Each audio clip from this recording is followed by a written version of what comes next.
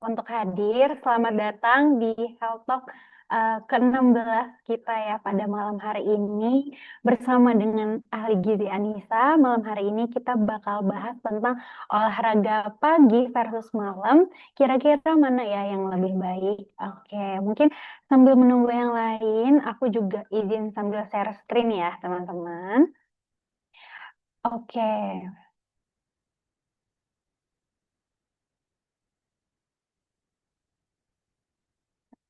Nah, jadi topiknya mungkin pada malam hari ini tuh relate ya. Jadi kalau aku selama jadi ahli gizi banyak banget pertanyaan yang masuk tentang olahraga itu bagusnya pagi atau malam sih Kak? Atau mungkin olahraga itu yang bagus bakar lemak dulu kah Kak? Atau bangun otot dulu ya? Kayak gitu. Itu banyak banget. Jadi eh, lebih banyak pertanyaannya dibandingkan dengan aksinya gitu ya. Tapi mungkin malam hari ini kita bakal bahas tuntas gitu tentang bagaimana sih olahraga pagi versus malam itu yang tepat sesuai dengan tujuan dari healthy people semua. Jadi mana yang lebih baik nanti bakal kita bahas sama-sama dengan ahli gizi Anissa.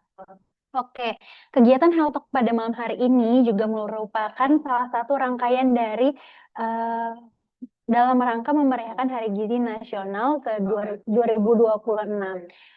Oke, tanpa berlama-lama, mungkin ini aku kenalin dulu ke Kak Anissa ya. Kak Anissa ini merupakan nutritionist dari Healthy Go. Em, Kak Anissa juga lulusan ilmu gizi ya dari Muhammadiyah Jakarta University dan experience-nya di kegiatan nutritionist ini termasuk di dunia gizi itu udah banyak ya sebagai junior nutritionist juga sebagai asisten praktikum, asisten dosen dan lain sebagainya gitu. Jadi buat yang mau kepoin Kak Anissa boleh nih di follow Instagramnya juga kalau mau konsultasi lebih lanjut bisa ke WhatsApp-nya ya. Oke, jadi mungkin ini juga sedikit mengingatkan buat healthy people semua. Jadi kita ada challenge spesial nih. Jadi free meal spesial buat healthy people. Ini disediakan untuk yang pertama ada dua orang yang bertanya di sesi Q&A itu dapat mendapatkan satu kali free meal gitu bisa diklaim nanti di akhir acara gitu ya syarat dan ketentuannya itu yang pertama pastinya peserta itu mengikuti rangkaian acara nih dari awal hingga akhir serta mengisi formulir registrasi dan absen jadi buat teman-teman nanti yang mungkin belum isi formulir registrasi itu boleh diisi ya. Kemudian nanti juga selama sesi Halotalk berlangsung bakalan dikirimin juga untuk absen gitu, link absen. Jadi jangan lupa untuk absen. Kemudian nanti di sesi Q&A di akhir peserta juga bertanya di kolom komentar ya dengan format nama, domisili dan juga nama Instagramnya baru pertanyaannya apa gitu. Kemudian pemenang itu berdomisili di daerah cakupan Healthy Go ya dan mengklaim hadiah maksimal H+7 setelah Health Talk. Kemudian ada nih challenge seru juga dan ini berkesempatan dapat dua free meal. Jadi boleh lunch and dinner, boleh lunchnya dua kali, yang penting dua kali makan ya. Jadi ini hanya untuk satu orang yang upload keseruan Health Talk. Jadi membuat konten ya boleh berupa foto aja atau dalam berupa video ya dan itu diupload ke story Instagram gitu. Kurang lebih syarat dan ketentuannya sama, tapi jangan lupa tag di healthygo_id, healthygo.community dan hashtag bergizi bareng healthygo. Oke, mungkin tanpa berlama-lama lagi, di sini udah ada Kak Anissa, mungkin ya sapa-sapa dulu. Halo, selamat malam healthy people. Selamat malam Kak Faras. Halo, selamat malam Kak Anissa. Wah, cerah banget nih Kak malam ini. Walaupun suasana mendung, cuaca juga sering hujan-hujannya, tapi berseri banget nih pakai pink ya. Ya, jadi biar pembawaannya semangat ya, kita pakai baju yang cerah-cerah, Kak. Oke. Nah, jadi malam hari ini kita bakal bahas tentang olahraga ya, Kak. Jadi olahraga pagi versus Betul. malam. Kira-kira mana yang lebih baik gitu. Mungkin healthy people juga udah pada nggak sabar ya, Kak. Boleh langsung dimulai aja. Oke, baik. Terima kasih Kak Faras. Mungkin sebelumnya, halo, selamat malam healthy people. Gimana nih healthy people Malam. kabarnya? Udah pada sampai rumah semua belum nih? Ya, semoga healthy people sudah dalam keadaan yang aman dan nyaman ya untuk mendengarkan health talk kita pada malam hari ini karena topiknya cukup menarik ya tentang olahraga ya. Jadi topik ini memang diangkat karena banyak sekali healthy people yang bertanya ya, eh, gimana sih olahraga yang baik tuh? Terus kira-kira baiknya tuh dilakukan di pagi atau malam hari ya, karena mungkin healthy people di sini punya kesibukan di pagi hari sehingga eh, memiliki waktu yang sulit ya untuk berolahraga. Jadi masih bingung nih, baiknya tetap pagi atau boleh malam sih, nanti akan kita bahas lebih lanjut. Mungkin boleh di next.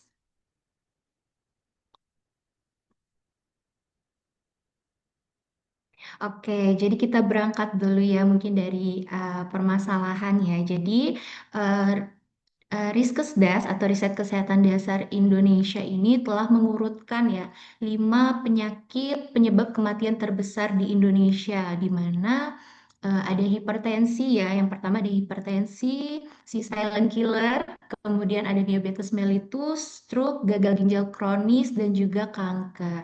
Nah, biasanya paling umum dan faktornya paling besar itu disebabkan karena pola makan dan gaya hidup yang buruk. Ya, jadi ini berkaitan dengan penumpukan lemak yang ada di tubuh kita. Perlu diketahui juga bahwa lemak di tubuh kita itu ada dua, healthy people. Ada subkuntan fat yang ada di bawah kulit dan ada visceral fat yang langsung menempel di bagian organ inti kita gitu. Nah, sentral tubuh kita itu ada di bagian perut sehingga banyak sekali di situ organ inti ya. Jadi kenapa visceral fat ini disebut juga dengan lemak perut gitu. Nah, healthy people mungkin bisa cek nih di rumah ya pakai Medline atau meteran gitu untuk mengukur visceral fat. Nah, untuk idealnya memang laki-laki itu di bawah 90 cm dan untuk perempuan di bawah 80 cm. Ya, jadi healthy people bisa cek tuh kira-kira visceral fat-nya itu eh, masih normal apa enggak gitu. Karena visceral fat ini bisa resikonya itu bisa meningkat ya. Penyakit-penyakit kronis ini apabila visceral fat kita itu berlebihan gitu, menumpuk di bagian perut ya. Karena kalau misalkan traffic kita menumpuk ya di bagian perut dekat organ-organ inti, nanti jalur-jalur oksigen untuk organ-organ di tubuh kita itu semakin terbatas ya, sehingga ada eh, fungsi organ tuh jadi terganggu seperti itu. Atau misalkan healthy people di rumah punya timbangan untuk cek komposisi tubuh itu juga bisa diukur ya. Nanti biasanya ada skala visceral fat tuh. Nah, nanti healthy people coba cek untuk nilai normalnya skornya itu 1 sampai 9. Jadi kalau misalkan ada healthy people di sini yang udah tahu nilai visceral fatnya cukup tinggi ya, mungkin mulai dari sekarang coba untuk kita sama-sama mengatur pola makan dan gaya hidup yang lebih sehat. Oke, boleh di next, Kak.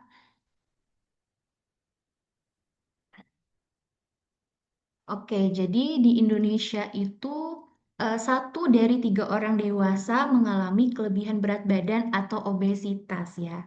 Ini juga berkaitan dengan 5 penyakit tadi gitu. Nah, pertanyaan yang sering banget muncul juga itu adalah kenapa sih kita bisa obesitas atau overweight gitu? Karena biasanya ada juga orang yang merasa minum air putih aja ngerasa badannya gemukan gitu ya. Itu sering banget terjadi ya. Jadi merasa minum air putih itu bisa menyebabkan kita overweight obesitas. Nah, tapi sebenarnya obesitas dan overweight itu terjadi karena asupan energi yang kita makan dari makanan kita itu jumlahnya lebih banyak dibandingkan jumlah energi yang kita keluarkan dari aktivitas fisik atau olahraga.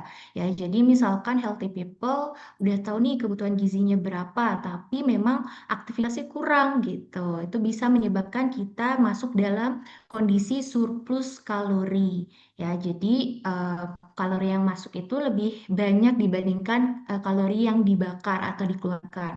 Nah, ini kejadian ini nggak hanya terjadi dalam satu hari ya. Jadi bukan berarti kita makan banyak hari ini itu langsung bisa menyebabkan uh, obesitas gitu ya. Tapi obesitas ini terjadi karena dilakukan dalam waktu yang cukup sering ya, terus-menerus gitu sehingga energi atau energi dari kalori tadi yang tidak terpakai itu akan disimpan menjadi cadangan energi berupa lemak gitu. Jadi nanti lemaknya menumpuk di dalam tubuh. Makanya asupan yang seimbang dan aktivitas fisik yang aktif itu sangat diperlukan seperti itu. Apalagi biasanya nih untuk healthy people yang kebanyakan duduk lebih dari 6 jam ya itu perlu sekali mulai diubah kebiasaannya dari sekarang. Oke, boleh di next Kak.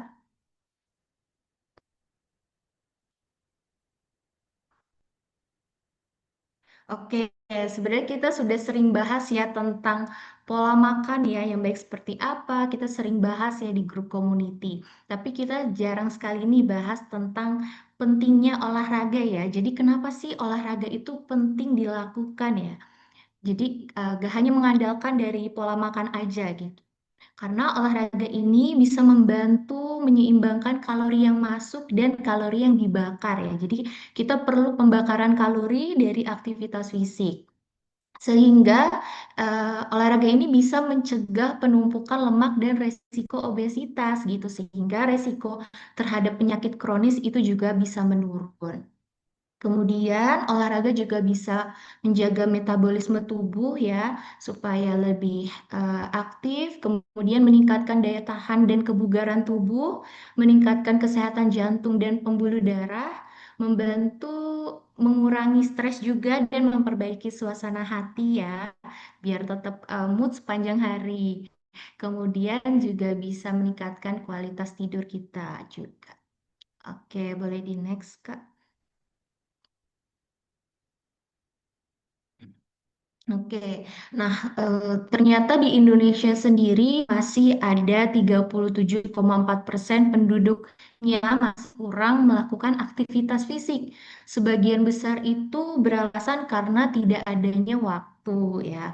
Padahal Kemenkes sendiri ya telah menganjurkan kita untuk aktivitas fisik atau berolahraga minimal 150 menit per minggu atau dalam sehari kita lakukan selama 30 menit durasinya dan selama 5 hari gitu. Misalkan healthy people lakukan di hari weekdays gitu atau weekdays campur weekend gitu ya. Itu sebenarnya harus dilakukan supaya tadi seimbang ya antara kalori yang masuk dibakar sama eh, aktivitas fisik gitu biar nggak surplus kalori. Jadi nanti olahraga pun dan asup pola makan disesuaikan lagi dengan status gizinya. Nanti akan kita bahas lebih lanjut.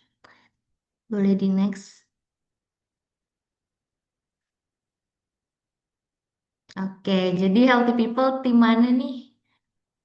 Olahraga pagi atau olahraga malam sejauh ini? Coba dong, aku mau tahu healthy people tim mana nih?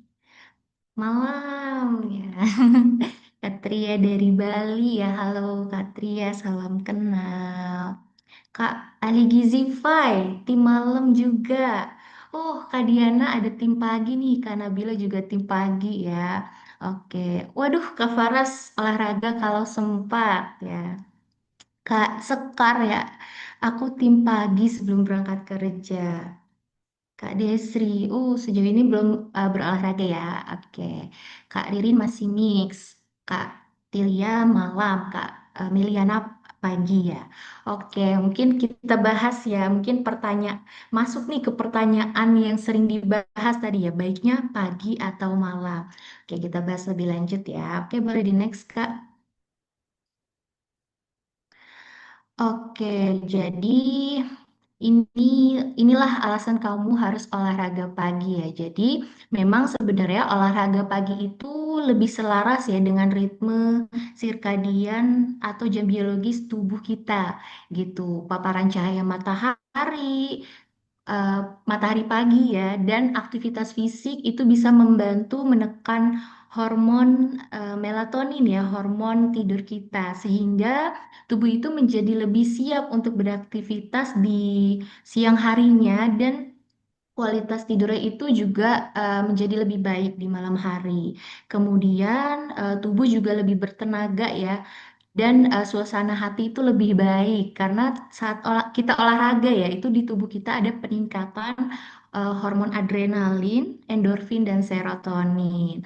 Jadi hormon-hormon ini tuh berperan ya dalam meningkatkan fokus kita, kemudian meningkatkan stamina kita, energi kita serta perasaan positif sepanjang hari ya. Jadi olahraga pagi ini bisa bantu juga nih ningkatin produktivitas healthy people. Kemudian yang ketiga itu mendukung proses penurunan berat badan ya.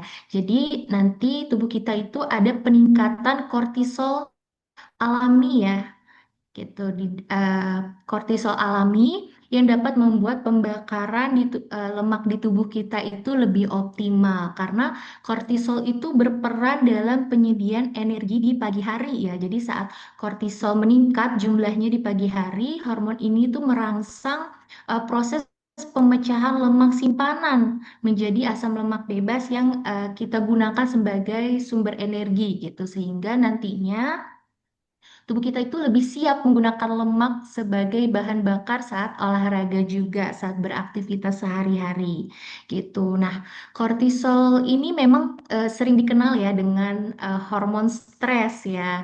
Tapi hormon ini pada pagi hari ya secara alami meningkat sebagai bagian dari ritme sirkadian tubuh kita gitu untuk menyediakan energi tadi gitu. Jadi saat olahraga di pagi hari ini lebih eh, hormon kortisol ini lebih terkontrol jumlahnya gitu. Jadi tidak menimbulkan efek samping untuk tubuh kita. Beda halnya dengan hormon kortisol yang meningkat karena stres yang kronis gitu ya.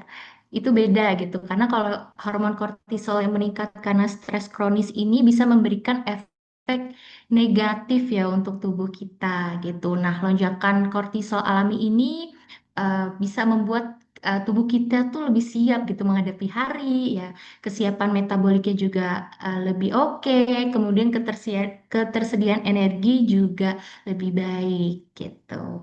Boleh di next, Kak? Oke, selain itu, banyak sekali ya sebenarnya manfaatnya ya dari olahraga pagi ini gitu. Selain tadi turun berat badan ya, olahraga pagi ini juga bisa meningkatkan fokus dan eh, produktivitas kita juga karena nanti ketika kita olahraga di pagi hari itu akan tubuh kita itu akan mengaktifasi ya sistem saraf simpatis kita dan meningkatkan aliran darah ke otak. Jadi nanti detak jantung tuh akan meningkat gitu, membantu mengalirkan darah kita ke otak. Kemudian juga bisa menurunkan tekanan darah ya, karena nanti after olahraga itu eh, akan terjadi post exercise hypotension ya. Jadi memang nanti di awal olahraga sistem saraf simpatis kita itu akan meningkat ya jumlahnya, tapi setelah olahraga itu eh, akan sistem saraf simpatis kita akan menurun dan akan terjadi peningkatan sistem saraf parasimpatisnya yang membuat pembuluh darah ini lebih rileks ya dan tekanan darah lebih terkontrol sepanjang hari gitu.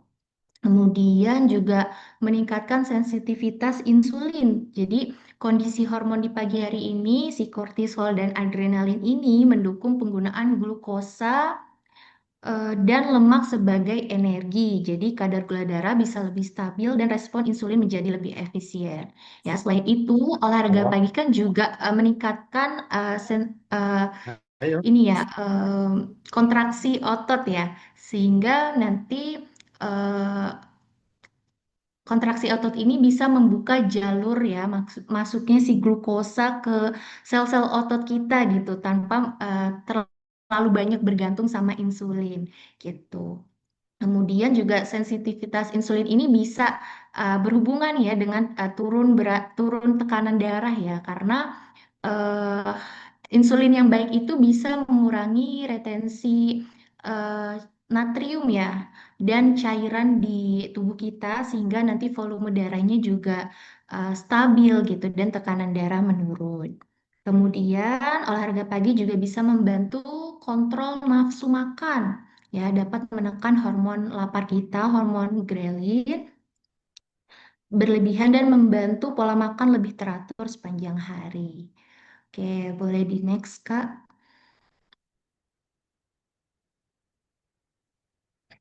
Oke, nah sekarang kita bahas tentang olahraga pada malam hari ya, sore menjelang malam gitu. Nah, memang kemampuan fisik seperti kekuatan dan daya tahan otot di tubuh kita itu berubah sepanjang hari ya. Memang secara umum performa tubuh kita itu cenderung lebih rendah di pagi hari dan mencapai puncaknya itu pada sore hari ya, menjelang malam hari.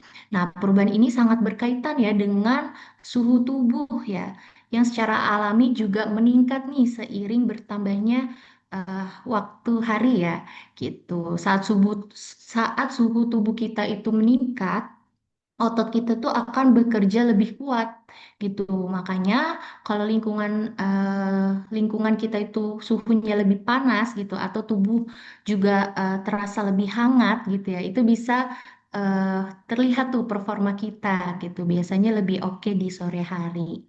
Kemudian ritme sirkadian ya, jam biologis tubuh kita yang mengatur banyak fungsi di tubuh kita itu termasuk suhu tubuh dan performa fisik juga ya. Jadi untuk orang-orang yang punya jam biologis tipe malam gitu ya, biasanya kurang optimal untuk berolahraga di pagi hari dan performanya lebih bagus gitu di sore sampai malam hari dibandingkan tipe yang pagi hari seperti itu.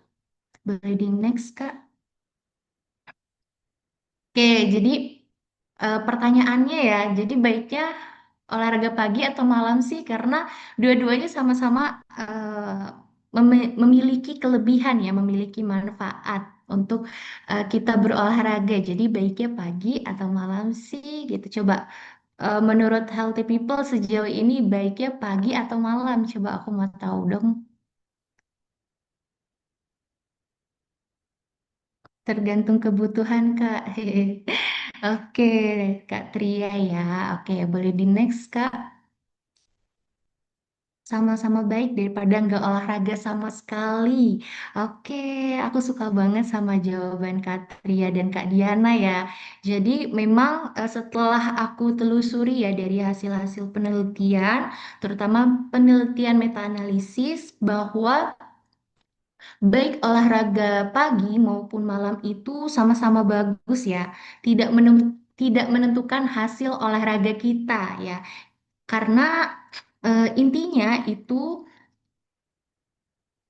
ya, karena intinya tubuh kita itu eh tetap perlu berolahraga gitu. Jadi intinya berolahraga, tapi tubuh itu eh, masing-masing orang tuh berbeda gitu ya, punya waktu terbaiknya masing-masing. Jadi untuk olahraga itu akan lebih baik disesuaikan ya waktunya supaya healthy people di sini bisa konsisten jalaninnya dan sesuai dengan kebutuhan dan tujuan juga.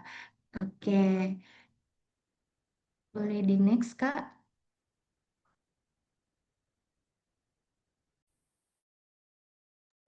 Oke, jadi tadi ya intinya tuh dua-duanya baik ya gitu. Mungkin disesuaikan dengan kebutuhan healthy people dan waktu ketersediaan healthy people gitu. Tapi kita perlu tahu juga nih tantangan dari setiap waktu olahraga ya. Jadi kalau di pagi hari itu memang concernnya itu adalah lebih resiko cedera itu lebih tinggi ya. karena otot dan persendian kita itu biasanya masih kaku gitu setelah bangun tidur. Kemudian energi di awal juga biasanya lebih rendah. Nah, ini berkaitan dengan penggunaan cadangan glikogen ya. Biasanya cadangan glikogennya itu belum optimal ya. Sisa-sisa dari makan sebelumnya gitu, makan di hari sebelumnya gitu. Kemudian juga eh, butuh adaptasi juga terhadap kebiasaan tidur ya. Jadi healthy people harus menyesuaikan waktu untuk tidur lebih awal ya dan bangun lebih pagi gitu ya agar tidak kurang tidur juga gitu. Kemudian juga kurang optimal untuk latihan intensitas tinggi ya karena kekuatan dan fleksibilitas otot kita itu belum maksimal gitu. Nah, ini perlu dicatat ya, mungkin healthy people nanti cenderungnya kemana nih? Lebih baik pagi atau malam? Kemudian kalau di malam hari itu berpotensi mengganggu waktu tidur ya. Kalau olahraga yang kita lakukan itu intensitasnya tinggi karena olahraga itu juga bisa meningkatkan ya adrenalin dan suhu tubuh kita. Makanya tidur kita uh, bisa terganggu ya kalau berdekatan dengan waktu tidur olahraganya. Kemudian juga sulit rileks ya setelah latihan beban. Latihan berat karena tubuh kita itu butuh waktu ya untuk cooling down. Kemudian resiko makan berlebihan juga setelah olahraga ya, jadi nafsu makan bisa meningkat ya. Ini hati-hati terlalu banyak makan ya setelah olahraga malam. Kemudian konsistensi mudah terganggu juga ya karena mungkin seharian ya kita sudah beraktivitas gitu ya. Jadi ada kelelahan fisik ya atau ada aktivitas sosial lainnya. Jadi eh, kalau olahraga yang dilakukan di malam hari ini lebih cenderung kurang gitu. Kita bisa menjaga konsistensinya. Kemudian juga jika terlalu malam, pemulihan itu bisa terganggu ya. Jadi waktu istirahat jadi singkat juga. Seperti itu. Boleh di next, Kak? Oke, nah sebenarnya olahraga malam itu eh, tidak akan ya mengganggu kualitas tidur jika dilakukan maksimal sekali ya 90 menit sebelum tidur dengan olahraga intensitasnya rendah sampai sedang.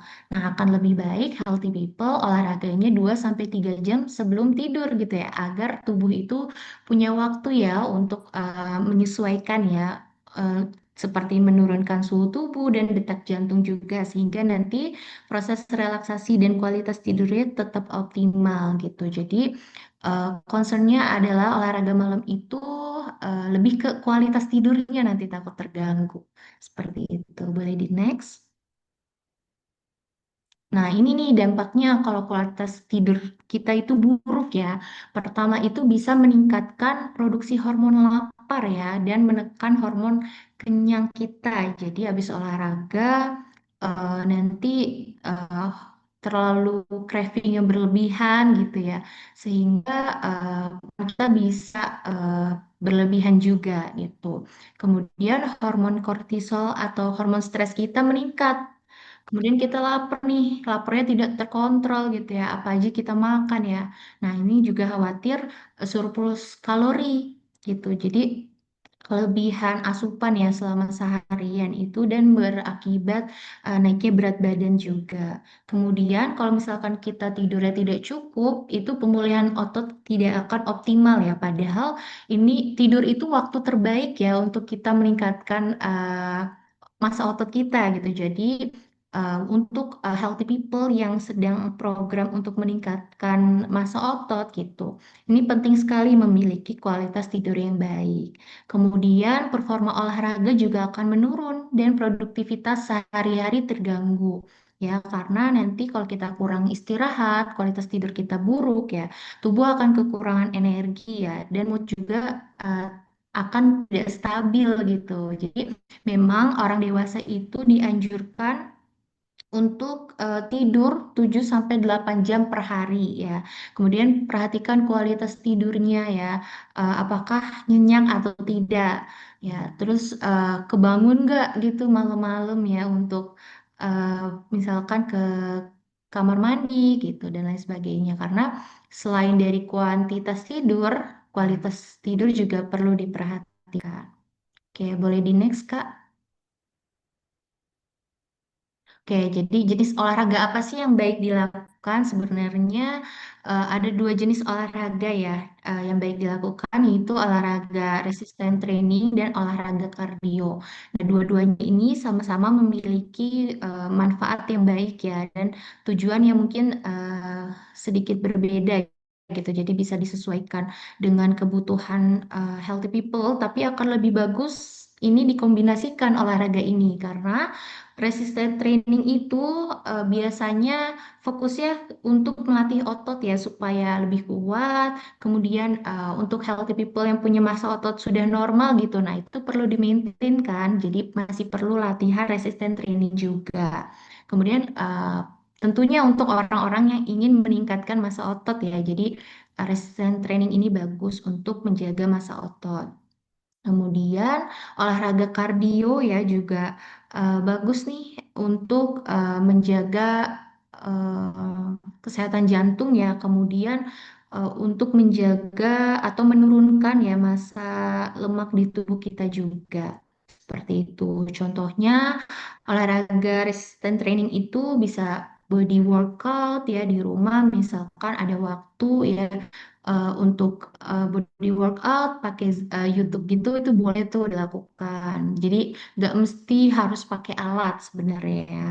Kemudian juga bisa tuh Pilates atau punya member gym ya, bisa tuh nge-gym ya di nge-gym gitu, angkat beban. Kemudian juga olahraga kardio itu contohnya kayak berlari ya, atau jogging-jogging, jalan cepat, senam, zumba ya, sepedahan ya, dan lain sebagainya gitu. Atau pedal ya, yang sekarang lagi musim ya olahraganya ya, bisa dilakukan gitu. Nah, kedua olahraga ini sebenarnya baik ya dilakukan baik di malam hari maupun di pagi hari ya. Tapi biasanya olahraga kardio ini lebih cocok dilakukan di pagi hari ya. Biasanya lebih ringan gitu dilakukan di pagi hari dan bisa membuat orang tuh lebih konsisten olahraganya di pagi hari gitu dengan kardio karena lebih mudah gitu ya. Tapi kardio ini juga tetap boleh kok dilakukan di malam hari ya gitu. Asalkan kita bisa mengatur kondisi tubuh ya gitu. Apa bisa mengatur after olahraganya juga gitu dari hormon laparnya ya dari kekuatan ototnya juga. Kemudian olahraga resistance training ini juga boleh dilakukan di pagi hari asalkan healthy people pemanasannya itu cukup dan benar ya. Jadi kalau misalkan dirasa sanggup gitu ya olahraga resistance training di pagi hari boleh silakan dilakukan. Tapi biasanya karena performa tubuh kita itu lebih bagus di sore hari, biasanya cenderung olahraga resistance training ini lebih cocok ya dilakukan di sore hari gitu. Tapi tetap dengan catatan dilakukan 2 sampai 3 jam sebelum waktu tidur ya, supaya tidak mengganggu kualitas tidurnya. Boleh di next, Kak?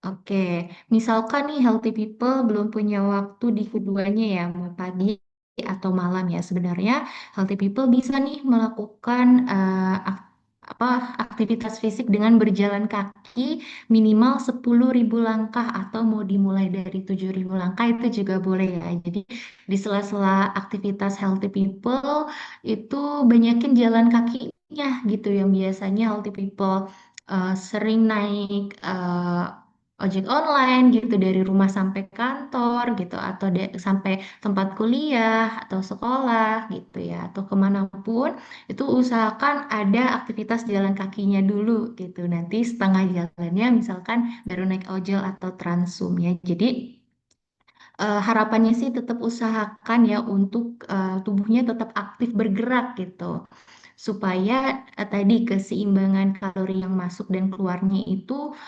terjaga seperti itu. Boleh di next, Kak? Oke, nah kita balik lagi ya ke pola makan ya. Jadi olahraga itu harus didukung dengan pola makan yang baik ya.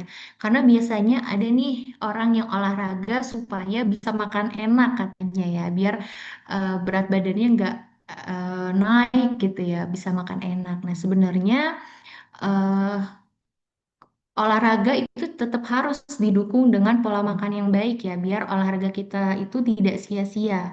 Seperti itu. Nanti boleh kita jelaskan lebih lanjut. Mungkin di next, Kak.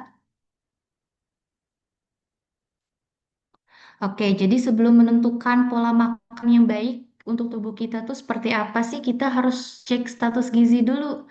Di sini Healthy People sering nggak nih, atau kemarin ikut nih eh, cek status gizi sama ahli gizi nih di grup community.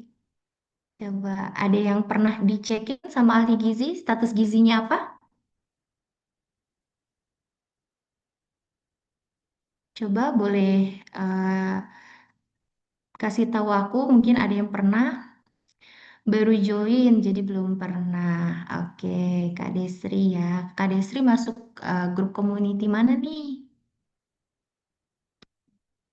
Oke, nanti kalau misalkan eh, ada yang belum ya, mungkin bisa dicoba nih hitung status gizi ya, atau nanti di grup community itu kita suka buka ya sesi cek status gizi ya, jadi dipantengin terus grup community-nya. Siapa tahu nanti ahli gizinya bisa membantu cek status gizi kalian ya. Jadi status kita belajar dulu ya tentang status gizi. Jadi status gizi ini merupakan kondisi kesehatan yang dipengaruhi oleh kecukupan asupan gizi. Ya, jadi ini menjadi salah satu indikator baik buruknya kesehatan seseorang dan untuk menentukan pola makan yang baik untuk kita itu seperti apa gitu ya. Nah, kategori status gizi itu ada kurus atau underweight, kemudian status gizi normal dan status gizi gemuk ya, overweight atau obesitas.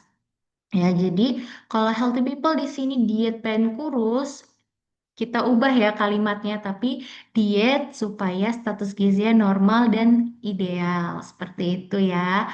Jadi jangan stigmanya jangan pengen kurus lagi gitu ya, tapi pengen normal atau ideal gitu. Nah, untuk hitung status gizi itu sebenarnya nggak bisa kita lihat dari mata aja gitu kan, kadang suka ngerasa ih badan aku gemukan ya, ih badan aku kurus banget ya, belum tentu, siapa tahu pas dihitung status gizinya status gizi kamu tuh normal gitu. Jadi cek dulu nih, jangan asal bilang status gizi kurus atau gemuk aja gitu. Kita hitung ya pakai rumus IMT ini ya. Jadi berat badan dibagi tinggi badan. Nah, tinggi badannya itu dikali 2 dan dalam satuan meter ya. Jadi contohnya seperti ini, 70 kilo ya berat badannya, kemudian tinggi badannya 155 cm. Kita ubah jadi meter, jadi 1,55 meter gitu. Nah, dihitung hasilnya 29,1 kilogram per meter kuadrat. Ya, kita lihat di tabelnya masuknya kemana ya 29,1. Oh, udah lebih dari 27 nih.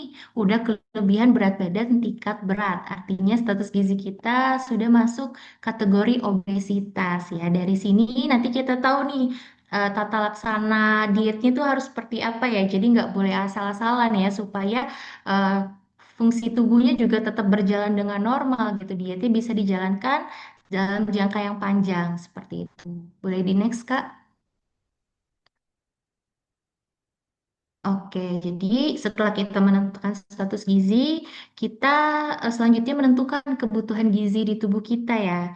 Perlu di disclaimer juga ya bahwa kebutuhan gizi setiap orang itu berbeda. Jadi kamu nggak bisa nih healthy people samain kebutuhan gizi kamu misalnya sama temen kamu gitu ya, atau sama adik kamu atau kakak kamu gitu ya. Jadi semuanya itu punya kebutuhan gizi yang berbeda ya, dipengaruhi sama usia, jenis kelamin, aktivitas fisik, berat badan, tinggi badan, atau ada kondisi khusus nih seperti ibu hamil atau menyusui dan juga penyakit-penyakit yang diderita gitu. Nah, umumnya ini adalah rumus yang digunakan untuk orang dewasa sehat ya gitu.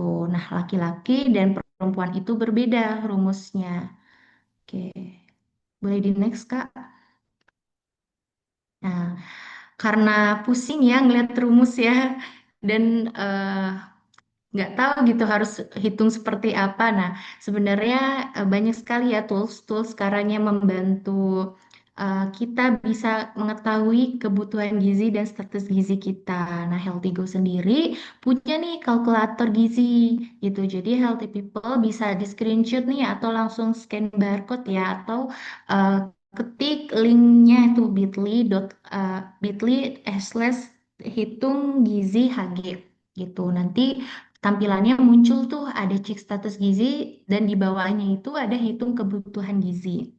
Nah, healthy people bisa coba cek status gizinya ya, isi nama, usia, jenis kelamin, tinggi badan, berat badan, dan persen body fat jika healthy people tahu body fatnya berapa. Nah, nanti hitung kebutuhan gizinya ini akan lebih baik itu dikonsultasikan dulu dengan ahli gizi ya, supaya penata laksanaannya uh, benar gitu ya.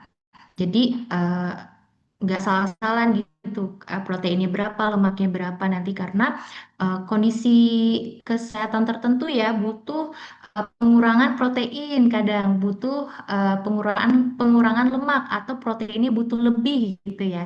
Jadi harus dikonsultasikan dulu dengan ahli gizi gitu. Boleh di next, Kak?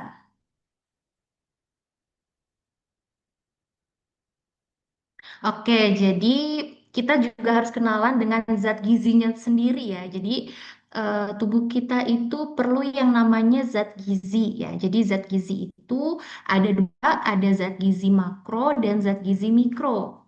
Coba ada yang bisa sebutin yang makro yang mana, yang mikro yang mana? Ayo, ada yang bisa sebutin yang makro yang mana, yang mikro yang mana?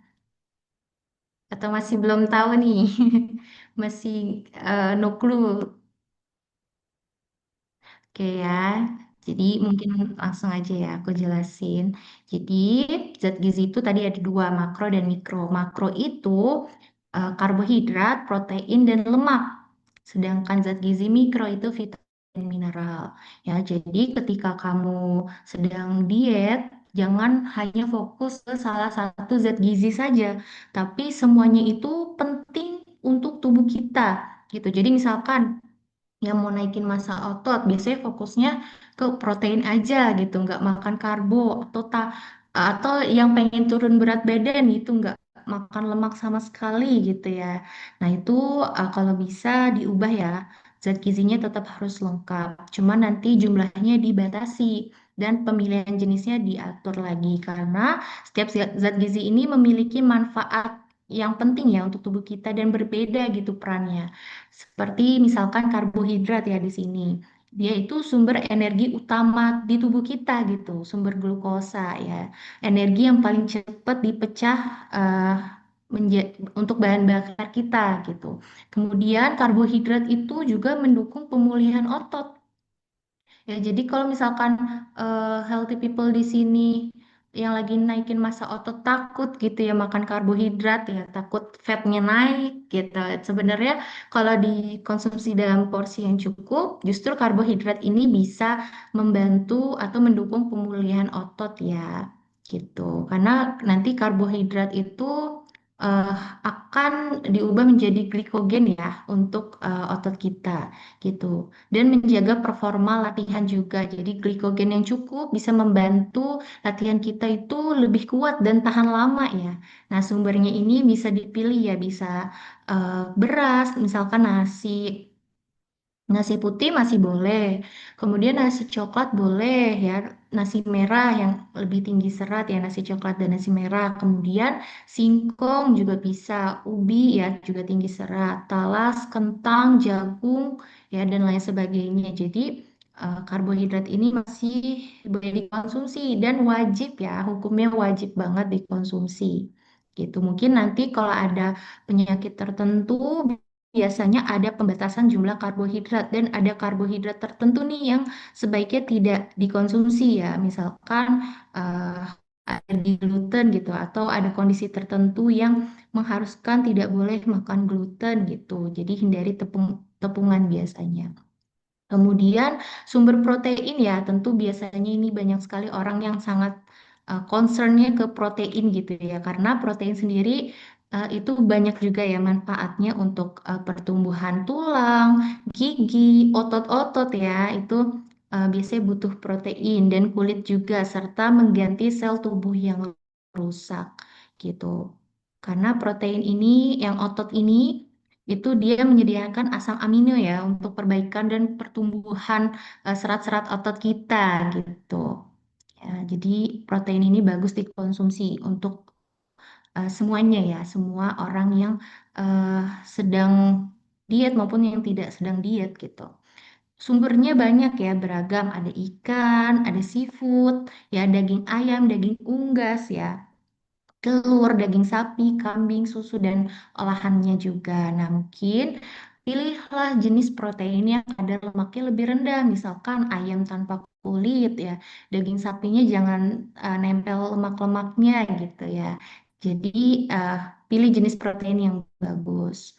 Kemudian lemak juga ya, lemak juga sebenarnya itu bagus ya untuk tubuh kita. Jangan Jangan dihilangkan sama sekali gitu ya, karena lemak ini menjadi cadangan energi untuk tubuh kita ya. Untuk kalau misalkan kita lagi apa olahraga dengan intensitas sedang sampai berat, itu perlu sekali juga yang namanya lemak sebagai cadangan energi. Kemudian mendukung juga nih penyerapan vitamin ya, karena beberapa vitamin perlu lemak gitu untuk bisa terserap gitu. Kemudian juga mengurangi nyeri dan peradangan otot ya. Jadi membantu pemulihan otot. Biasanya ini lemak omega 3 gitu. Sumbernya bisa dari minyak, mentega, ya margarin, ya kuning telur, alpukat ya, atau lemak-lemak dari jenis yang lain. Kemudian ada vitamin dan mineral juga ya. Itu dari sayur dan buah ya, banyak sekali manfaatnya. Bisa mengurangi peradangan dan stres oksidatif ya. Jadi vitamin dan mineral ini dari sayur dan buah itu banyak sekali antioksidannya ya, bagus untuk pemulihan otot. Kemudian juga bisa mendukung fungsi otot juga ya. Jadi mengandung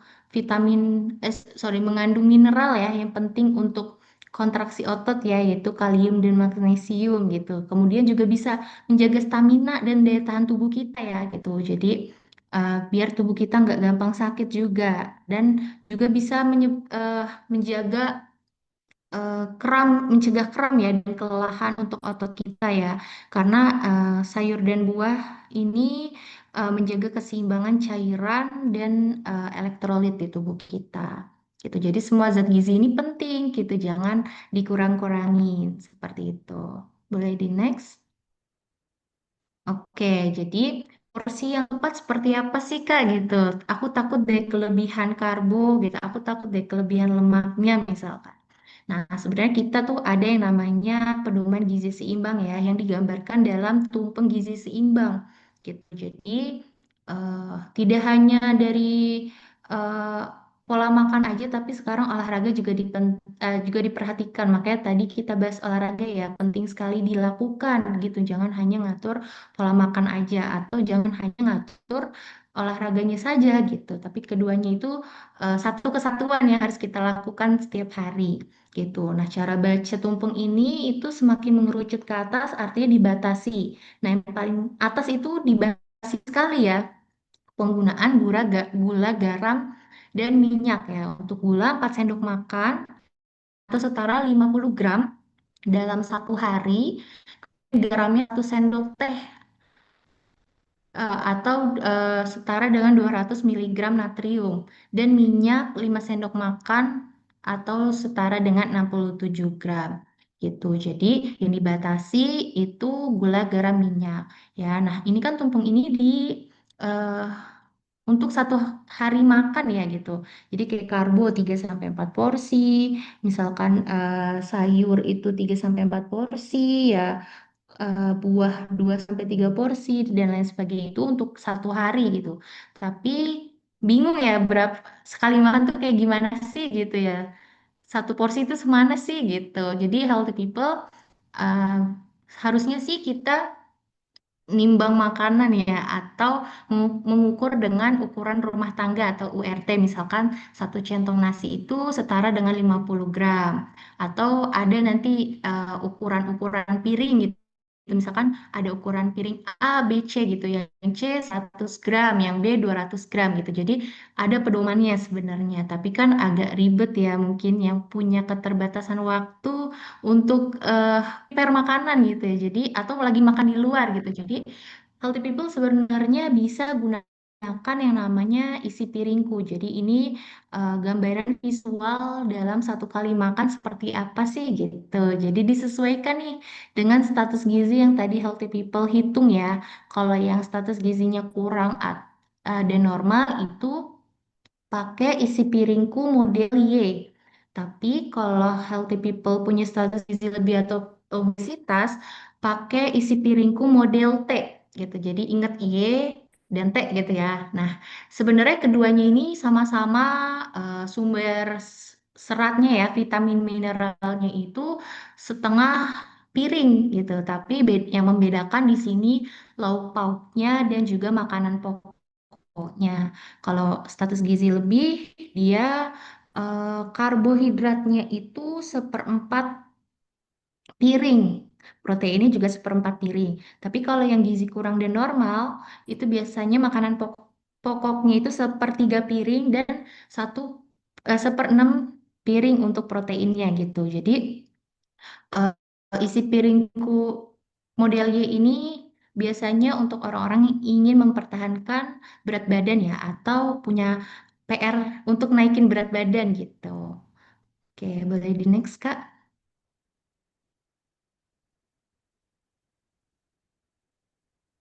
Oke, nah tadi kan kita bahas tentang jenis dan jumlahnya juga, tapi kita juga perlu tahu nih jadwal makan terbaik itu seperti apa sih idealnya ya, bukan terbaik, idealnya seperti apa ya.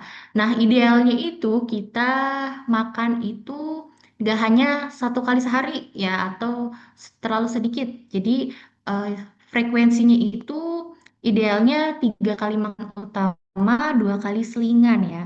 Untuk waktunya ini bisa menyesuaikan apabila teman healthy people ini punya eh, lagi sedang menjalankan diet IF misalkan gitu. Jadi waktunya disesuaikan, tapi idealnya frekuensi makannya itu 3 kali makan utama, 2 kali selingan gitu. Misalkan sarapan ya yang enggak IF, misalkan sarapan di jam 7 sampai jam 9 pagi, kemudian di sela-sela makan itu ada snacking ya, snacking rendah kalori. Itu bisa yogurt dengan buah atau kacang-kacangan ya, kacang edamame, kacang mete gitu atau bisa buah pure gitu atau mau jus juga boleh gitu. Jadi pilih pilih snack-snack yang eh, biasanya kayak serat ya dan rendah kalori. Kemudian makan siangnya itu lengkap ya, sarapan, makan siang, makan malam itu wajib lengkap sesuai tadi zat gizi ya, zat gizi yang kita perlukan. Jadi kita perlu karbohidrat, misalkan pagi maunya kentang, misalkan dengan telur rebus proteinnya, kemudian pakai sayur apa bening gitu ya. Itu atau misalkan makan siangnya gitu sudah sama healthy go, jadi healthy people nggak perlu lagi nih mikirin harus makan apa ya, harus karbonya apa gitu. Kemudian makan malamnya juga gitu. Atau kalau misalkan healthy people belum berlangganan gitu atau hanya satu waktu makan itu bisa disesuaikan dengan tadi pedoman isi piringku tadi ya. Jadi ada karbo, lauk pauk dari protein, baik protein hewani maupun nabati, kemudian vitamin dan mineral dari sayur dan buah. Ya, nah jam makan ini sangat penting untuk mencegah eh, lapar berlebihan ya di salah satu jam makan gitu. Jadi kalau misalkan healthy people, Kak aku udah makan teratur, tapi kok aku tetap lapar ya. Misalkan abis makan jam 8 pagi gitu sarapannya, terus jam 9-nya mulai lapar gitu. healthy people coba minum air putih dulu gitu karena terkadang sinyal lapar dan haus itu sangat keliru gitu ya. Jadi habis makan tetap jangan lupa penuhi air putih ya dalam satu hari 8 gelas atau 2 liter ya atau bisa disesuaikan dengan berat badan gitu. Dihitung 40 cc kali berat badan gitu, disesuaikan lagi ya. Dan beri jeda ya, makan 2 sampai 3 jam sebelum tidur ya, biar asam lambungnya nggak naik gitu, biar perutnya nyaman ketika tidur. Oke, boleh di next Kak. Nah, jadi sebenarnya makan teratur ini juga eh, menghindari kita dari yang namanya sugar spike ya. Jadi kondisi di mana gula darah kita tuh naik turun drastis gitu ya. Jadi kita misalkan nih makan karbohidrat ya, karbohidrat kayak nasi putih, roti mie ya, gitu kan mereka mengandung glukosa nih. Nah kalau misalkan kita konsumsi dalam perut kosong atau langsung di awal waktu makan, itu gula darah kita bisa naik gitu ya, gitu. Nah nanti kalau kita sampai terkena sugar spike, biasanya gejalanya itu tubuh kita itu kadang eh, mudah lemas gitu, jadi habis makan ngantuk gitu ya, atau habis makan kok rasanya mood swing atau cepet lapar lagi atau sulit fokus gitu saat beraktivitas. Nah, ini bisa jadi healthy people eh, kena sugar spike gitu. Jadi pola makannya itu masih harus diperbaiki nih. Nah, punya tipsnya supaya healthy people juga lebih aman gitu ya. Makan tapi terhindar dari sugar spike. Boleh di next, Kak?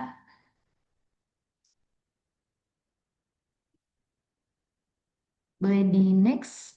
Oke, jadi kalau misalkan healthy people di sini ngerasa udah makan teratur, tapi ngerasa masih ada gejala-gejala sugar spike gitu ya. Nah, sebenarnya ada tips ya, urutan makan yang baik untuk mencegah sugar spike. Jadi, makan yang baik itu urutannya pertama kita mulai dari sayuran gitu, karena sayuran ini ada sumber seratnya ya yang berfungsi memperlambat penyerapan glukosa ke dalam darah.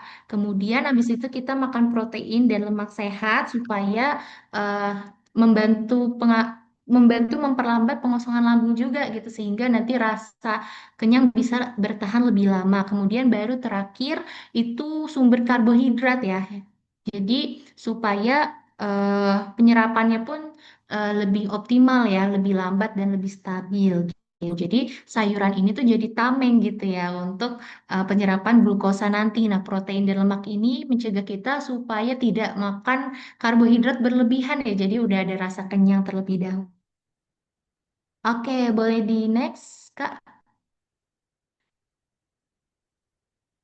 Oke, sebentar. Nah, oke. Kemudian kan tadi kita membahas tentang makan utama ya.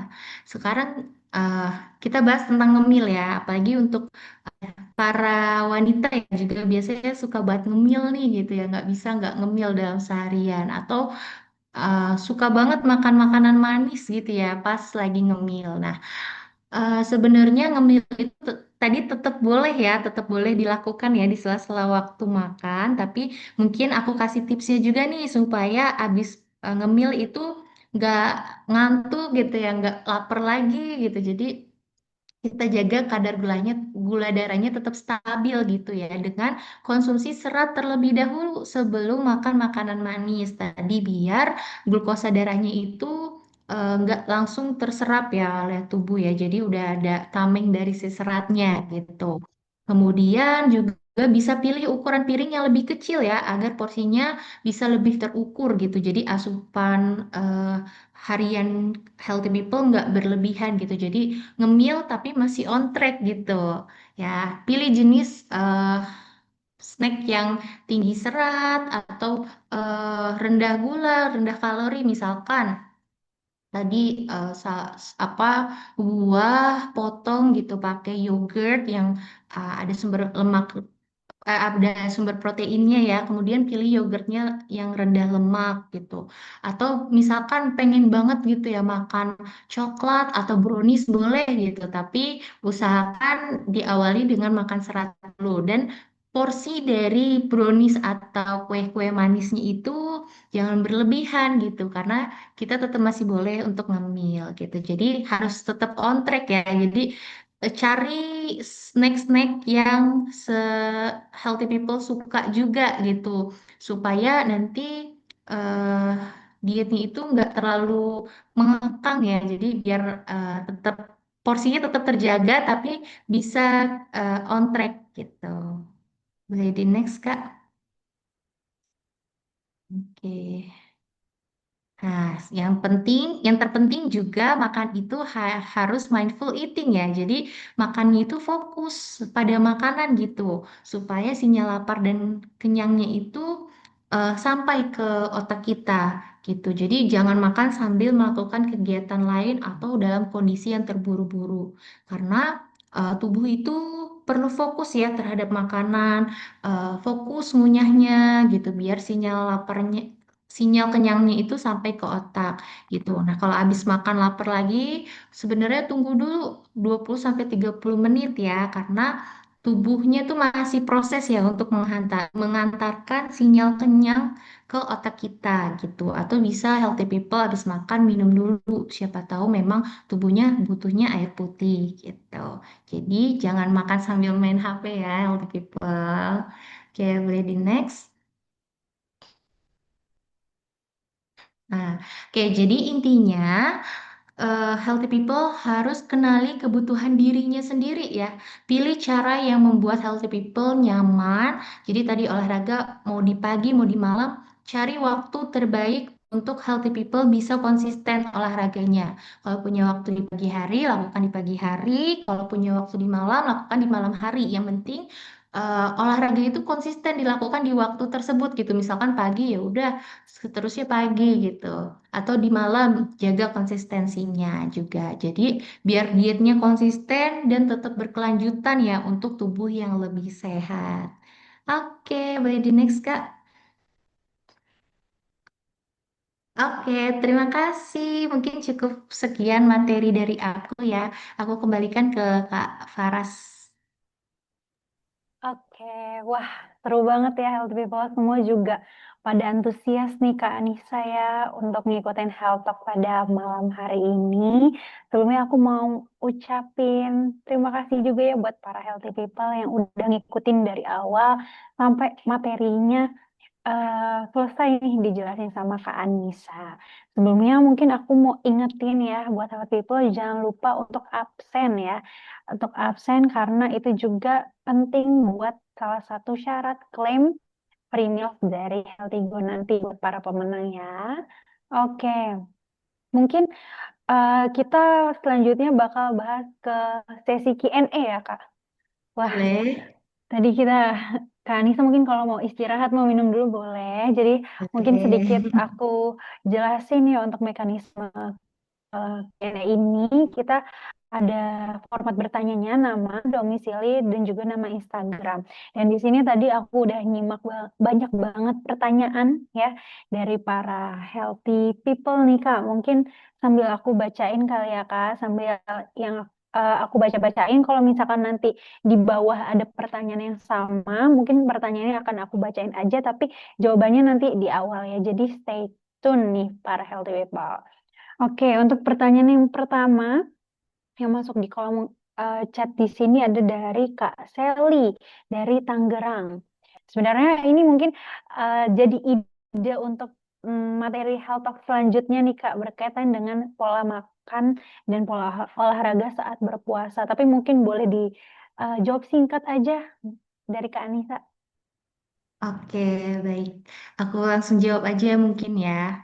Untuk Kak Seli ya. Halo Kak Seli, salam kenal.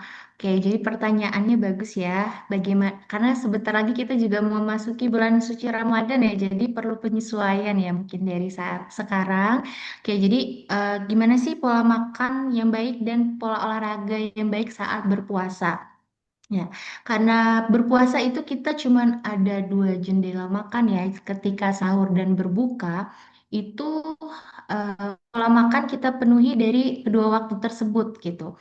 Jadi usahakan untuk Kak Seri jangan skip sahur ya, karena kebutuhan kan kita tadi membahas ya tentang kebutuhan gizi yang harus kita penuhi dalam sehari. Jadi kalau misalkan kita hanya makan di malam hari, khawatir kebutuhan gizinya nggak tercukupi gitu. Jadi akan lebih baik Kak Selly tetap sahur ya untuk membantu memenuhi kebutuhan gizi. Nah, untuk jenis makanannya itu tadi gizi seimbang. Jadi di sahur itu tetap makan gizi seimbang, lengkap ada karbo, protein sama sayur ya supaya puasanya juga lebih enak gitu ya, lebih kenyang lebih lama gitu. Kemudian habis sahur boleh tuh ada snacking sedikit ya, tapi pilih snacking yang rendah kandungan natriumnya supaya nanti saat berpuasa itu nggak kehausan gitu. Kemudian tinggi serat juga supaya bisa kenyang lebih lama ya. Kemudian ketika berbuka nanti buka sama takjil ya. Takjilnya pilih yang tidak tinggi garam, lemak, minyak tadi sama gula ya. Jadi pilih sumber serat lagi ya, kembali ke serat. Misalkan mau kurma itu akan lebih bagus ya. Misalkan kurma 3 potong atau kacang-kacangan itu boleh. Jadi hindari takjil-takjil manis ya. Kemudian makan malam tuh, makan malam lengkap ya gizi seimbang ya. Kemudian habis traweh mungkin eh, tadi abis buka itu abis takjil makan tuh porsinya tapi diatur mungkin jangan terlalu kebanyakan supaya nanti terawihnya juga nyaman gitu perutnya. Dan nanti kita makan besar lagi di waktu sehabis terawih gitu. Jadi usahakan tetap terpenuhi kebutuhan gizinya gitu. Jangan skip salah satu waktu makan dan jangan ke kedikitan gitu ya makannya ketika ada jendela makan. Nah, olahraganya itu bisa menyesuaikan lagi dengan kondisi masing-masing ya. Ada yang kuat olahraga di pagi hari, ya, jadi masih kuat tuh beraktivitas selama 1 hari. Ada yang kuatnya setelah menjelang buka puasa gitu ya. Jadi coba Kak Seli kenali diri Kak Seli ya. Sukanya olahraga di pagi atau di sore hari gitu sambil berburu takjil ya. Jadi keduanya juga boleh dilakukan gitu. Asalkan mungkin di pagi itu tidak mengganggu waktu berpuasanya Kak Seli ya. Jangan sampai membuat Kak Seli itu jadi lemes gitu ya. Kalau misalkan Kak Seli habis olahraga sering lemes ya pas puasa itu akan lebih baik dilakukan di sore hari atau malam hari seperti itu Kak. Oke, semoga menjawab ya Kak Seli. Terima kasih Kak Nisa untuk jawabannya. Lanjut ada Kak Tria nih. Dari tadi juga Kak Tria Mm-mm. aktif ya.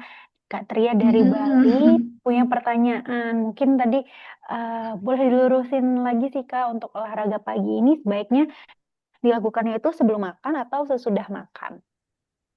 Oke, baik. Halo, salam kenal Kak Tria. Wah, pertanyaan ini bagus ya. Jadi, baiknya sebelum makan atau sesudah makan ya. Jadi, ini perlu dikenali juga ya tubuhnya sendiri ya. Karena kita lihat nih dari after olahraganya dulu ya.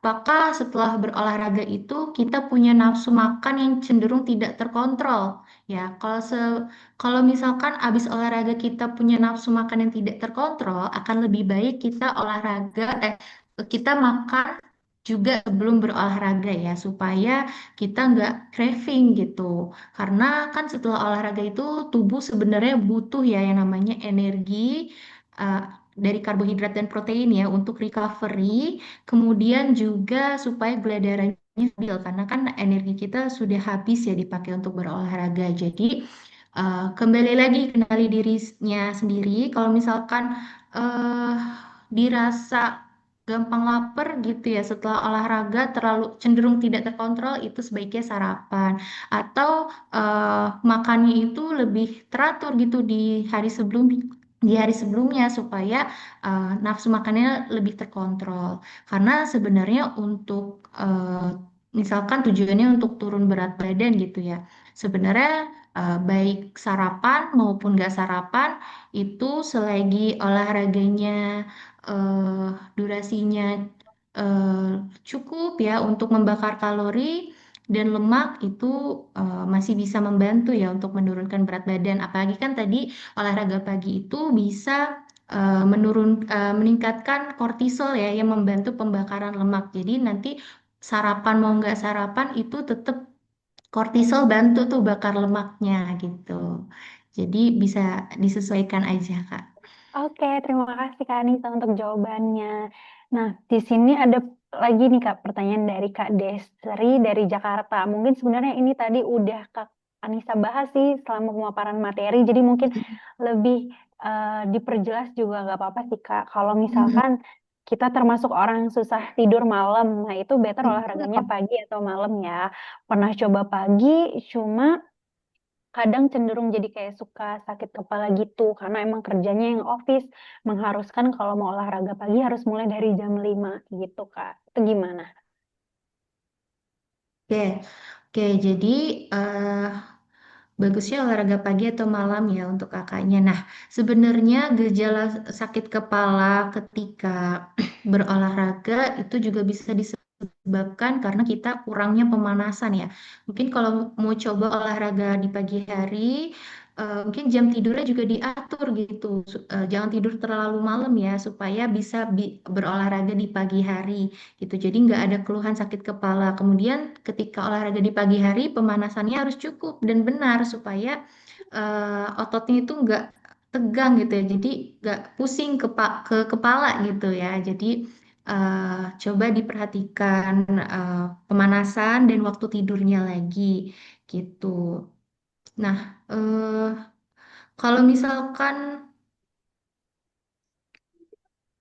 waktu malam, misalkan Kak Desri punya eh, apa namanya waktu olahraga sore ke malam itu sebenarnya juga bisa membantu meningkatkan kualitas tidur apabila tetap dilaksanakan 2 sampai 3 jam sebelum tidur karena sehabis kita beraktivitas seharian ya biasanya kan ototnya pada kaku-kaku ya. Nah, olahraga ini bisa bantu rileksin otot-otot di tubuh kita sehingga nanti juga ketika tidur itu bisa lebih nyenyak gitu. Jadi kalau misalkan olahraga sore ke malamnya benar, itu justru bisa membantu kualitas tidur Kak Desri gitu. Jadi nanti coba disesuaikan lagi ya Kak. Oke, Kak Nisa, makasih banyak ya untuk menjawab, Kak. Mungkin aku mau ngingetin nih, Kak, karena waktu kita terbatas banget, jawabannya disingkat-singkatin aja nggak apa-apa sih, Kak, ya. Oke, kita lanjut ke Kak Mahdalena Purba dari Medan. Kak mau tanya, ya, aku kan olahraga pulang kerja. Pulang kerja sekitar jam 5 sore, jadi aku olahraga itu Mm-mm. biasanya kurang lebih 1 jam sampai 1,5 jam. Nah, aku itu olahraga 2 hari sekali pada hari kerja, biar bisa pakai fasilitas gym kantor. Dan di hari Sabtu Minggu aku off nggak olahraga, Kak. Jadi beberapa minggu ini aku udah konsisten olahraga. Tapi kenapa ya, Kak? Setiap hari aku jalannya itu masih terasa berat gitu, Kak. Mungkin boleh dijawab, Kak? Oke. Jadi dulu sering olahraga ya setiap Iya. eh, sering olahraga tapi sekarang cuman sekitar 2 hari ya olahraganya ya. Oke. Nah, sebenarnya ini tubuhnya mungkin eh, penyesuaian ya dari dulunya olahraganya itu sangat sering gitu teratur, tapi sekarang cuman eh, 2 kali aja dalam seminggu ya. Jadi kemungkinan itu tubuhnya lagi mengalami fase penyesuaian ya. Nah, kalau misalkan terasa berat, mungkin itu menjadi tanda bahwa tubuhnya perlu olahraga ya. Jadi badannya tuh kaku gitu ya. Jadi perlu olahraga lagi gitu. Jadi eh, coba sebenarnya mungkin coba lagi ya ditingkatin dari aktivitas berjalannya ya. Jadi kan jalan kaki itu memang bagian dari aktivitas fisik ya. Bisa digantikan porsi olahraganya apabila kita mencapai 10.000 langkah. Jadi coba walaupun kakak nge-gym nih 2 hari, hari-hari setelahnya itu jalan kaki gitu ya 10.000 langkah. Jadi walaupun terasa berat, coba dibiasakan lagi gitu karena tubuhnya penyesuaian seperti itu. Oke, thank you Kak Anissa. Nah, aku mau ingetin ya buat healthy people yang join di sini, jangan lupa join sampai akhir karena penanya terbaik itu bakal diumumin di akhir sesi gitu. Oke, nah ini Kak ada pertanyaan dari Kak Erna dari Depok. Kamu tanya, aku kadang malah merasa lelah sore karena udah capek kerja, pagi nggak sempet karena jam 5.30 udah OTW. Cuma kalau weekday tetap maksain malam sih Kak, tapi kenapa ya nggak sesuai sama yang tadi kakaknya bilang sore lebih bagus performanya. Oke, baik. Nah, sebenarnya ini tadi masing-masing orang itu memiliki kondisi tubuh yang berbeda ya. Nah, biasanya kalau misalkan kita merasa lelah setelah seharian beraktivitas, itu disesuaikan lagi olahraganya. Mungkin bisa dilakukan dengan intensitas yang lebih rendah. Nah, ini juga berkaitan nih dengan pola makan dalam satu hari ya. Khawatir capeknya itu karena asupan kebutuhan gizinya itu masih kurang terpenuhi gitu. Jadi badannya gampang capek gitu ya. Jadi coba diperhatiin lagi dari pola makannya juga, kemudian kualitas tidurnya ya. Jadi nggak hanya 7 sampai 8 jam aja gitu, tapi kualitasnya diperhatikan gitu. Apakah kakak tidur dengan nyenyak gitu tanpa ada gangguan di sekitarnya? Karena itu juga berpengaruh ya terhadap kebugaran fisik kita selama beraktivitas seharian gitu. Nah, kalau misalkan kakak ngerasa capek banget gitu ya setelah kerja untuk berolahraga, coba dari intensitas yang ringan dulu ya. Dan dimulai nggak mesti 30 menit langsung gitu. Misalkan coba 10 menit gitu perenggangan-perenggangan. Siapa tahu setelah perenggangan itu tubuh kakak akan lebih nyaman gitu untuk istirahat seperti itu. Jadi coba kenali tubuhnya lagi ya Kak. Dievaluasi lagi pola makannya ya. Oke. Wah, menarik ya Kak. Ternyata pertanyaannya Mm-mm. tuh banyak banget lah pas aku baca Baik lagi. banget ya. Dan Antusias banget variasi healthy people banget malam ya Kak ini ya. pertanyaannya. Ceritanya juga macam-macam gitu. Jadi pada sharing juga ya cerita-ceritanya. Mm-mm. Mungkin kita lanjut ke Kak Diana ya dari Bekasi. Nah, ini ada Mm-mm. cerita juga ya. Kak, kan ada gym tuh di luar sana yang buka 24 jam. Aku pernah Mm-mm. nanya, katanya banyak kok yang olahraga jam 1, jam 2 malam, kadang ada yang jam 4 pagi. Nah, itu gimana Mm-mm. sih, Kak? Is it okay for body? Batasannya sebenarnya ada nggak jam berapa kalau olahraga malam? Kalau dia bobonya jam 8 gitu, emang nggak apa-apa olahraga yang jam 10 malam? Oke. Nah, tadi ya balik lagi ke jam biologis tubuh manusia ya. Kita sebenarnya perlu yang namanya istirahat gitu. Jadi, kalau misalkan healthy people punya waktu luang di atas jam 9 jam 10 malam gitu ya.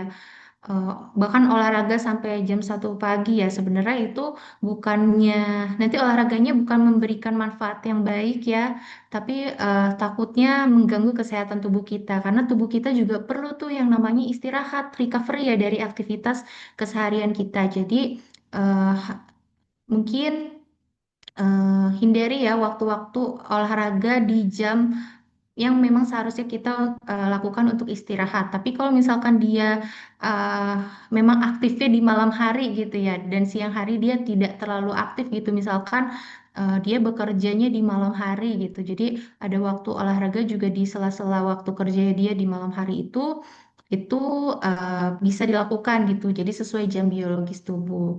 Ya, jangan sampai tubuh itu justru uh, menyiksa justru kita jangan sampai menyiksa diri kita sendiri ya setelah seharian itu sudah beraktivitas ya karena khawatir nanti kita memberikan uh, beban kerja kepada jantung dan organ tubuh lainnya itu lebih berat gitu.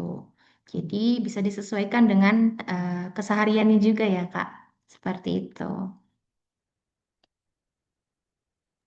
Oke, wah terima kasih ya Kak Anissa jawabannya. Nah ini ada yang lucu juga nih Kak, dari Kak Devi Mm-mm. dari Tangsel. Pernah jalan pulang kerja biar dapat Mm-mm. 10.000 langkah, malah ada abang Gojek nawarin bonceng gratis. Kalian kasihan kali ya disangka kehabisan ongkos. Ya, healthy people kadang banyak ya di Oke. luar sana yang masih belum terbiasa mungkin ngelihat orang jalan kaki gitu ya gitu jadi malah disangkanya kasihan gitu padahal kita mau capai target 10.000 langkah.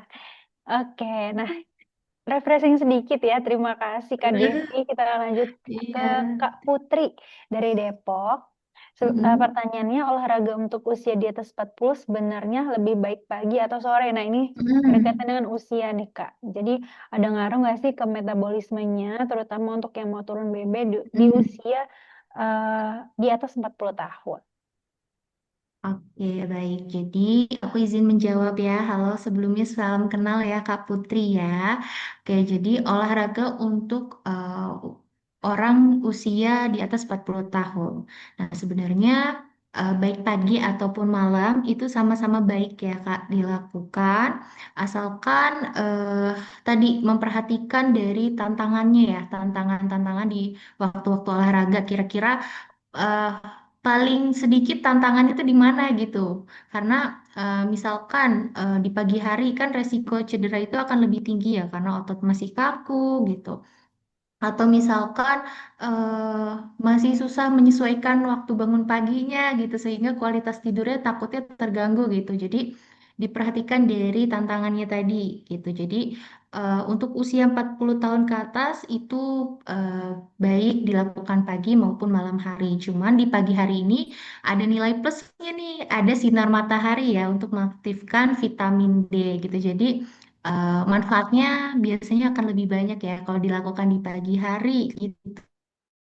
Nah, untuk metabolisme juga mungkin untuk sebagian orang itu juga bagus ya dibutuhkan di pagi hari juga karena tadi butuh sinar mataharinya juga dan udaranya lebih fresh ya kalau pengen olahraga di outdoor. Jadi coba pertimbangkan lagi karena pagi dan malam itu sama aja boleh dilakukan ya gitu.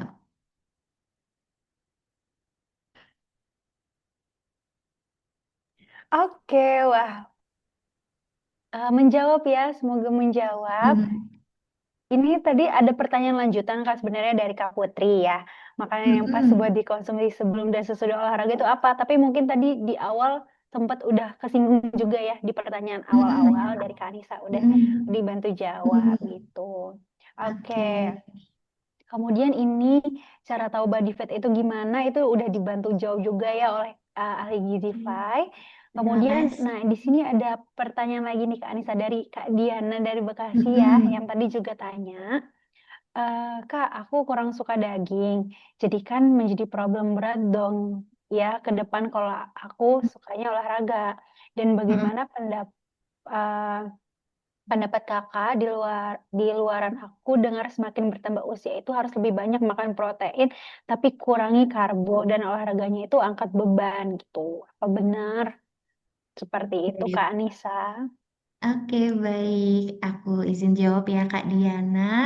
Jadi sebenarnya kalau misalkan nanti kakak mulai suka olahraga, berarti tandanya butuh protein ya. Jadi kurang suka daging ini, kan daging itu sumber protein. Jadi kakak bisa ganti nih sumber proteinnya dari jenis yang lain, karena yang lain pun juga memiliki protein yang cukup baik ya untuk memenuhi kebutuhan gizi, misalkan yang ada di telur atau protein nabatinya ya di tempe. Tempe itu tinggi protein, jadi nggak mesti dari daging aja gitu. Jadi pilih jenis protein yang lain juga nggak masalah gitu ya untuk menunjang olahraganya.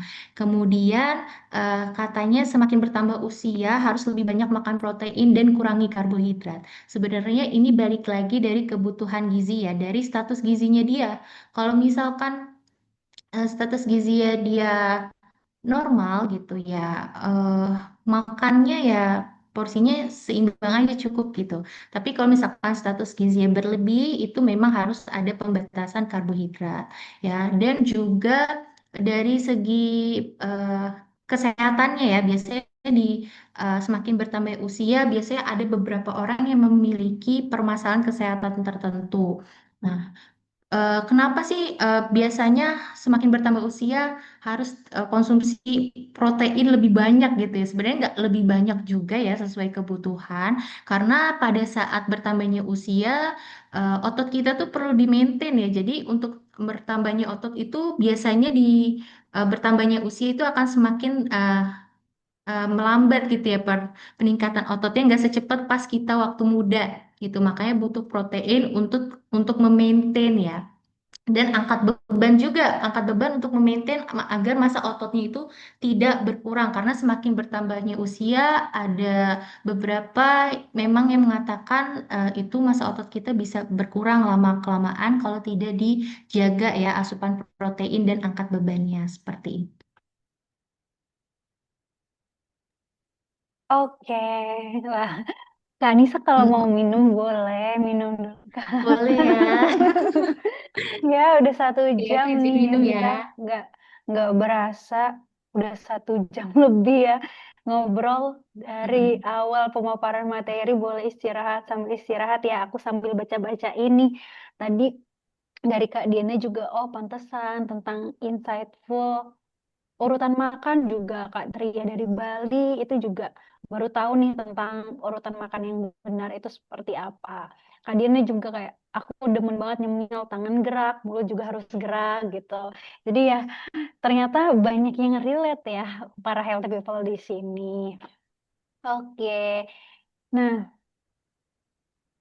eh ternyata ada pertanyaan lagi nih Kak dari Oke, Kak Diana, boleh. tapi mungkin ini eh, agak melenceng juga sih Kak dari topik pembicaraan pada malam hari ini. Jadi mungkin Mm-mm. kita skip aja ya untuk pertanyaan ini karena mengingat waktunya juga udah Mm-mm. cukup panjang nih LDBPA gitu. Mm. Kak Diana juga tadi udah bertanya 2 kali ya. Jadi semoga tadi pertanyaan dari para healthy people semua di sini terjawab gitu ya. Dan di sini aku juga mau kasih waktu nih mungkin Kak Anissa sambil istirahat meluangkan waktunya bisa memilih nih dari semua pertanyaan yang tadi ada. Dari Kak Anissa boleh pilih mungkin paling suka lah ya, paling tertarik pertanyaan yang mana gitu. Jadi stay tune juga buat para healthy people karena mungkin habis foto bersama ya, habis ini kita bakalan foto bersama. Nanti habis foto bersama langsung pengumuman pemenang. Oke,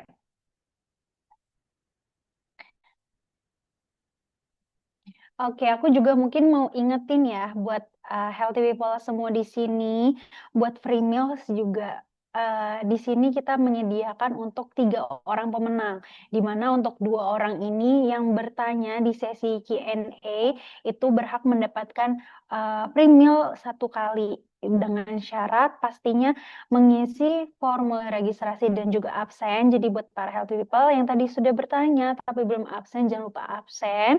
Link absennya sudah dikirimkan di kolom komentar ya.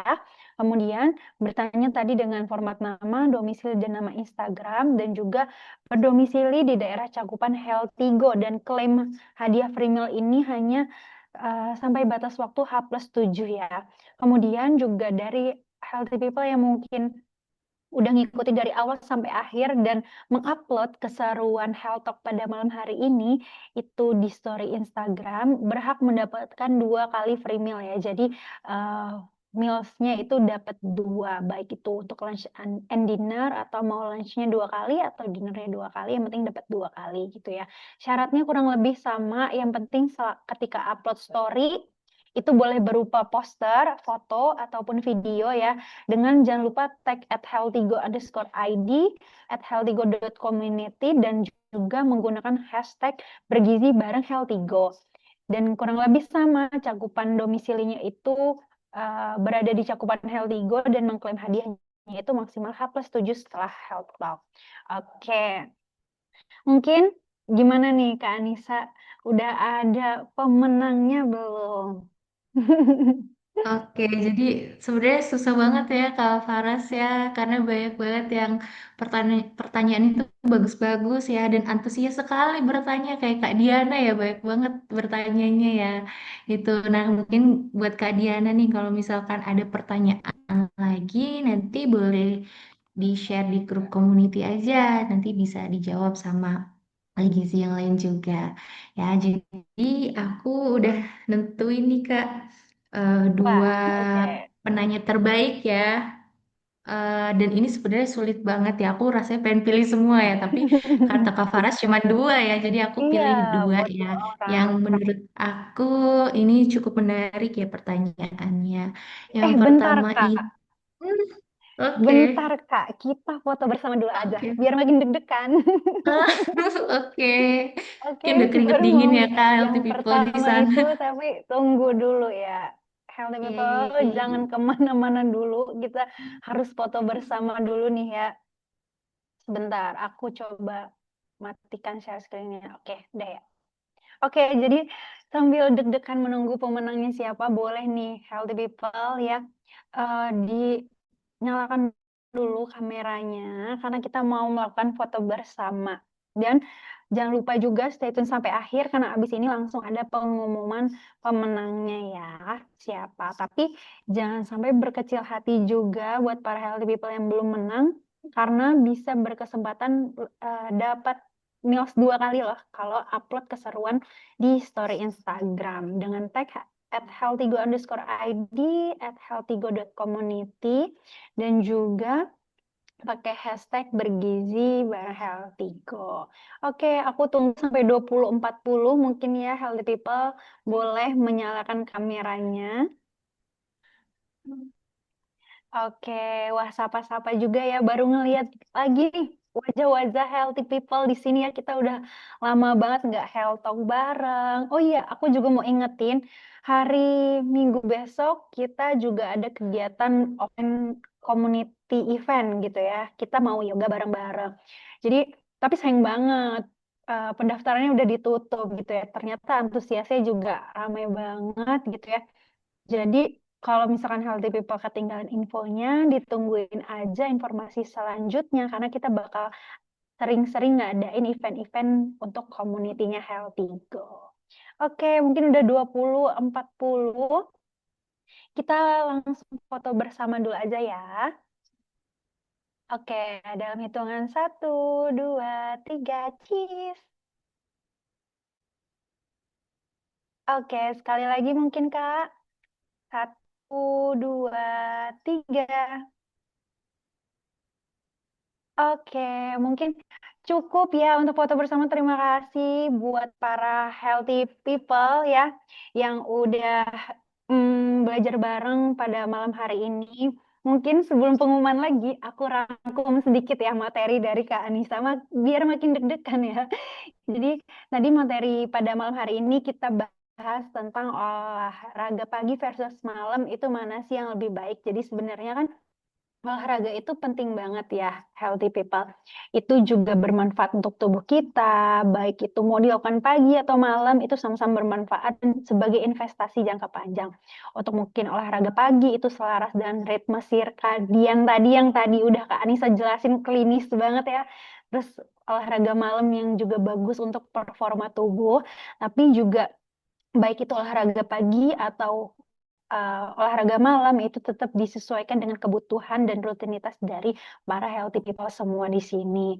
Kemudian jangan lupa juga ya di akhir uh, maupun itu olahraga, pola hidup yang sehat itu juga ditunjang dari pola makan yang baik gitu. Jadi jangan lupa juga untuk mengatur pola makannya supaya tetap seimbang.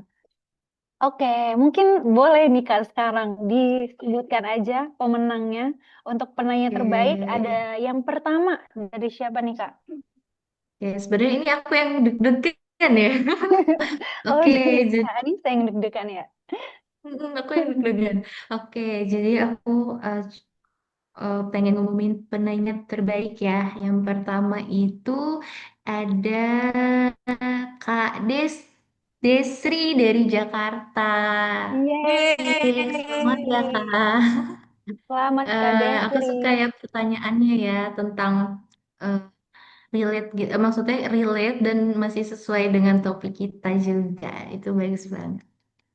Oke, selamat ya Kak Desri. Oh iya, jangan lupa bagi para pemenang challenge penanya terbaik itu nanti akan dihubungi oleh ahli gizi Healthy Go atau boleh nanti menghubungi nomor yang tertera di kolom komentar ya untuk Kak Desri. Selamat. Oke, lanjut Kak ke penanya kedua, terbaik kedua. Oke, untuk penanya terbaik kedua, aku eh, pilih Kak Putri dari Depok. Oke, Kak Yeay. Putri dari Depok ya. Selamat Kak Putri. Selamat ya Kak. Oke, untuk Desri dan Kak Putri mungkin ya ditunggu aja chatnya atau boleh langsung hubungin aja ke nomor yang tertera ya buat klaim free meal 1 kali. Nah yang lain jangan berkecil hati ya para healthy people. Sama pertanyaan terbaik itu juga sebenarnya semuanya terbaik, cuman kita bingung aja mau milih yang mana gitu. Dan bisa berkesempatan dapat free meal 2 kali kalau upload keseruan selama Helltalk berlangsung gitu. Jadi jangan sampai ketinggalan buat upload story-nya ya. Oke, mungkin di aku cukup. Aku Faras Nabila, ahli gizi Healthy Go. Mohon maaf apabila ada salah kata selama Health Talk berlangsung dan terima kasih buat Healthy People yang udah nemenin kita semua di sini belajar bareng Kak Anissa juga. Terima kasih Kak Anissa. Terima kasih Gizi semuanya juga dan para Healthy People di sini. Oke, aku tutup. Terima kasih. Selamat malam. Boleh meninggalkan live ya. Dadah.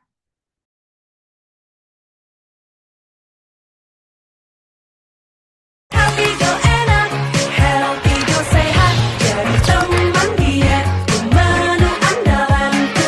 Healthy Go enak, Healthy Go sehat, teman dietku Healthy Go. Awalnya cuma ada satu pertanyaan yang muter terus di kepala kami. Gimana caranya bikin orang beneran enjoy makan makanan sehat ya?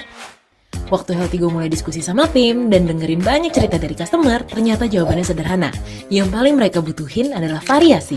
Mereka mau makan sehat, tapi nggak mau rasanya itu-itu aja. Dan dari situ, tim R&D Healthy Go bareng chef dan nutrisionis mulai nge-push diri kita bareng-bareng, karena kita percaya makanan sehat bisa punya pilihan seluas itu. Dari menu tradisional, western, Jepang, Korean, sampai menu yang orang nggak nyangka bisa sehat. Kayak burger, sandwich, bahkan seblak. Semua dirancang dengan pengolahan yang tepat, bahan yang seimbang, dan kalori yang tetap terjaga. Dan jujur aja, sampai hari ini, bahkan Healthy Go sendiri masih sering kaget.